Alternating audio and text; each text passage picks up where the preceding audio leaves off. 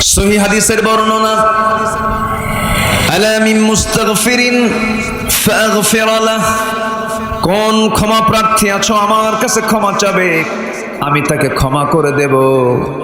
কোন রিজিক প্রার্থী আছো, রিজিকের সমস্যা, চাকরি হয় না, সন্তান হয় না, আমার কাছে আমি তোমাকে সন্তান দেব, আমি তোমাকে চাকরি দেব।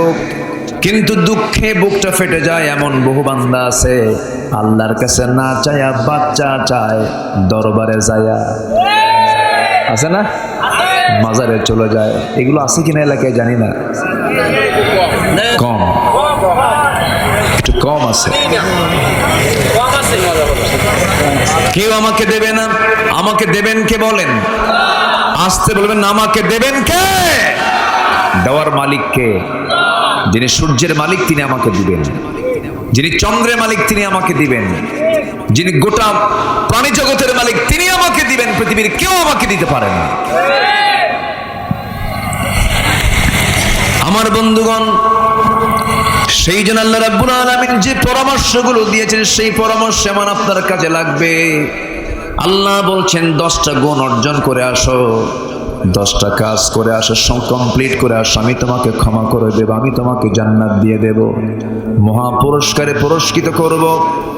এর মধ্যে 1 নম্বর হলো ইন্নাল মুসলিমিনা ওয়াল মুসলিমাতি ওয়াল মুমিনিনা ওয়াল মুমিনাত ওয়াল কানিতিনা ওয়াল কানিতাতি ওয়াস সাদিকিনা ওয়াস সাদিকাত والصابرين والصابرات والخاشعين والخاشعات والمتصدقين والمتصدقات والصائمين والصائمات والحافظين فروجهم والحافظات والذاكرين الله كثيرا والذاكرات أعد الله لهم مغفرة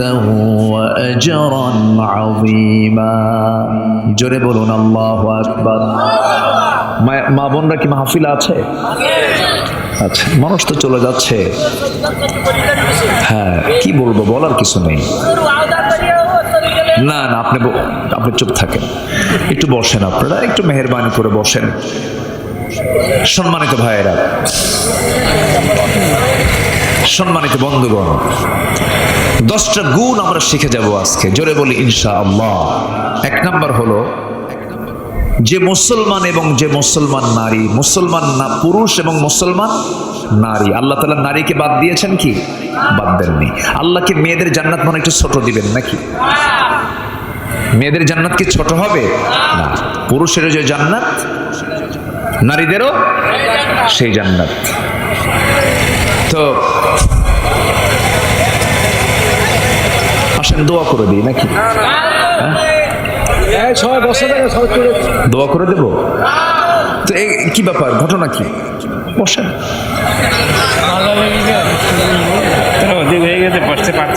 হ্যাঁ, একটু কষ্ট হচ্ছে আপনাদের, একটু আমাকে সময় দেন না ভাই।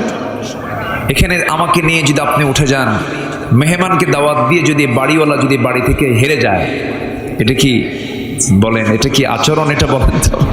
একটু বসেন, একটু দেরি করে উঠেছি আমি, আমাকে উঠানো হয়েছে, একটু বসেন। গ্রামীণ জীবনের হার্ড ওয়ার্কার আপনারা, খুব পরিশ্রমী দেহ, পরিশ্রমী শরীর, বুঝি তো আমি, বেশি কষ্ট আমি দেব না। একটু বসেন, একটু মেহেরবানি করে বসেন। করজোরে মিনতি জানাচ্ছি, আমি সবার কাছে অনুরোধ করছি, একটু মেহেরবানি করে বসেন। সম্মানিত ভাইয়েরা, আমরা যে মুসলমান, আমরা মুসলিম পরিবারে জন্ম নিয়েছি, আমরা বড় ভাগ্যবান, বলি আলহামদুলিল্লাহ। কিন্তু সব মুসলমান পরিবারে জন্ম নেওয়া মুসলমানকে আসলেই মুসলমান?